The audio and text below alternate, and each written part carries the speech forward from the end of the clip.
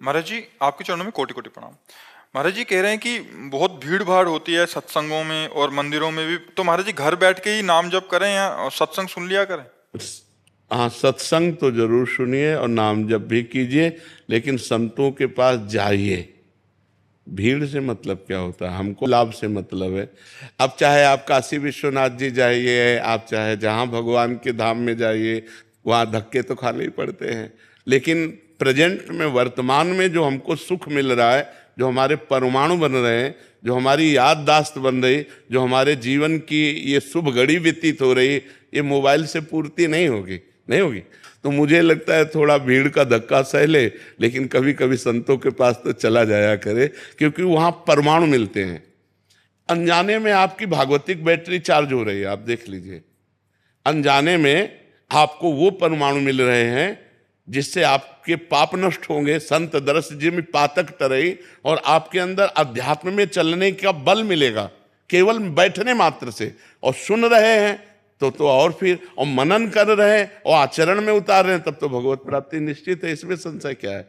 महत्संगस्तु दुर्लभो, महापुरुषों का संग दुर्लभ है। सुतदाराधन लक्ष्मी पापियों के घर होए, संत समागम हरि कथा तुलसी दुर्लभ दोए। अगर भगवान की कृपा ना होती तो आप ऐसे ना बैठते। अब मोहि भा भरोस हनुमंता, बिनु हरि कृपा मिले। भगवान जब कृपा करते हैं तब संतों का संग मिलता है। तो मुझे लगता है कभी अवसर लगे तो दांव चूकना नहीं चाहिए, जाना चाहिए और संतों से मिलना चाहिए। जी महाराज जी, वेदांत की साधना करते हुए भी भक्ति का कैसे उसमें वो करें? वेदांत की साधना करते हुए भक्ति साधन बन सकती है, साध्य नहीं। क्योंकि वेदांत की जो साधना है उसमें अहम उपासना है, मैं ब्रह्म हूं।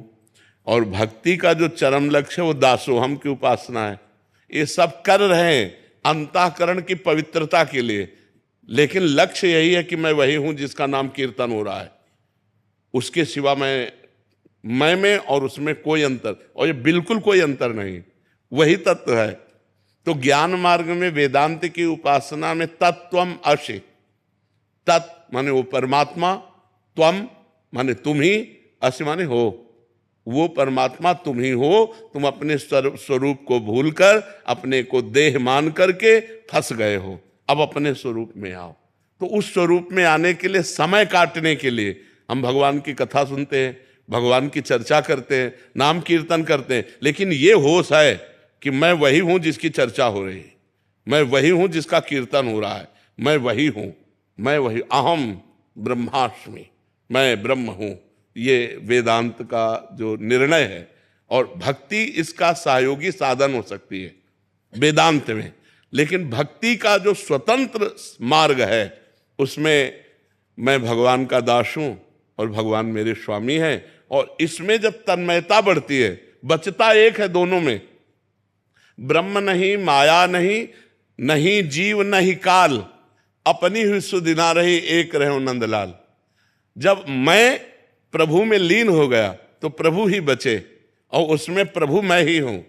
प्रभु को मैं में लीन किया गया और यहां मैं को प्रभु में लीन किया गया। दोनों में बचता हिसाब में एक ही है, और जब एक ही बचे तो जान लो सवाल सही है।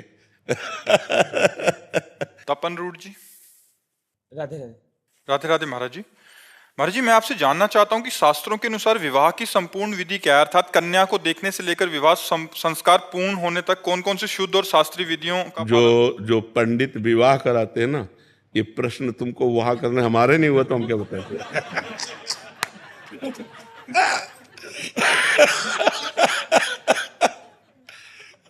अब उससे पूछ रहे विवाह की विधि जिससे कभी विवाह नहीं हुआ। भाई उस पंडित से पूछो जो रोज विवाह करवाता है और जिसका विवाह हुआ है। हम इतना जरूर कहते हैं कि भगवान से प्रार्थना करो कि जीवन साथी पवित्र मिल जाए। ऐसे कलिकाल में जीवन साथी पवित्र मिलना बड़ा कठिन हो रहा है। ये जो गर्लफ्रेंड वाइफ फ्रेंड का चला है, इसमें संसार समुद्र से भगवान बचाए, वही बड़ा विचित्र संसार से तो बचा। ना तो हमको इसका ब्याह आदि का ज्ञान है और ना हमने कभी पंडिताई कराई है। तो इस विषय को तो जानकारी उससे करो जिसका ब्याह हुआ है। जो ब्याह आज कराता है वो सब ये बातें हम तो वेदांत, भक्ति योग, अष्टांग योग, कर्म योग, यही बातें जानते, ज्यादा हमें पांडित्य का तो ज्ञान है नहीं। ये तो जो पंडिताई वंडिताई करावे उससे है नहीं। हाँ, इसका हमें ज्ञान नहीं बच्चा, और ना इस विषय में हम कभी गए। बचपन से बाबा जी रहे तो हम इस विषय को जानते। अब जिस विषय को हम जानते नहीं उस विषय को क्या हम वर्णन करें जी। पूर्णिमा जी दिल्ली से। श्री हरिवंश। श्री हरिवंश महाराज जी, गुरुदेव जैसे आपने कई बार वर्णन किया है कि संत दर्शन और उनकी जूठन पाने से कल्याण होता है, तो क्या इसी प्रकार कोई ग्रस्त संत हो उसके दर्शन एवं जूठन पाने से भी कल्याण होगा? बिल्कुल बिल्कुल अवश्य। यहाँ गृहस्थ विरक्त से मतलब नहीं, यहाँ संत एक स्थिति होती है, साधुता एक स्थिति होती है। वेश मात्र को संत नहीं कहते। इस वेश का आश्रय लेकर बहुत असंत भी हुए हैं और बहुत असंत भी हो सकते हैं, दंभ पाखंड सब। तो गृहस्थ में ऐसे हो सकते हैं जो वेश नहीं धारण किए लेकिन बड़ी अच्छी स्थिति हो। ये हमने देखा अपने एकांतिक में, बहुत से ऐसे गृहस्थ आए जिनकी स्थिति बहुत अच्छी थी, क्योंकि बिना स्थिति के वो शब्द नहीं निकलते। तो हमें प्रणाम करने का मन हुआ कि गृहस्थी में रहकर देखो, हमको अगर एक काम बता दिया जाए तो हमें बड़ी परेशानी हो जाएगी। उनको 100 काम है, फिर भी वो भगवान का भजन करते हैं, फिर भी वो धर्म से चल रहे हैं, फिर भी वो नियम से चल रहे हैं। ये बड़ी बात है। गृहस्थी में भजन करना सबसे बड़ा आश्रम है गृहस्थ आश्रम, क्योंकि हम लोग पैदा भी गृहस्थी में ही तो होते हैं और हम पलते भी गृहस्थी से ही हैं। आज भी हमारा पोषण गृहस्थी से ही हो रहा है। कोई वस्त्र दे रहा है, कोई भोजन दे रहा है, कोई रुपया दे रहा है, कोई कुछ दे रहा है, तो दे तो गृहस्थ ही रहे ना। गृहस्थी में पैदा हुए, गृहस्थी में पाले गए और आज भी गृहस्थी हमारा पोषण कर रही, और वो हमारा पोषण करते हुए भजन कर रहे हैं। तो इससे बढ़कर क्या हो सकता है? गृहस्थ आश्रम सबसे बड़ा आश्रम हो जाता है। तो गृहस्थ में अगर कोई भजन कर रहा है तो उसकी चरण रज लेना, उसकी जूठन लेना बिल्कुल वैसे ही काम करेगी जैसे किसी महापुरुष की। अपरा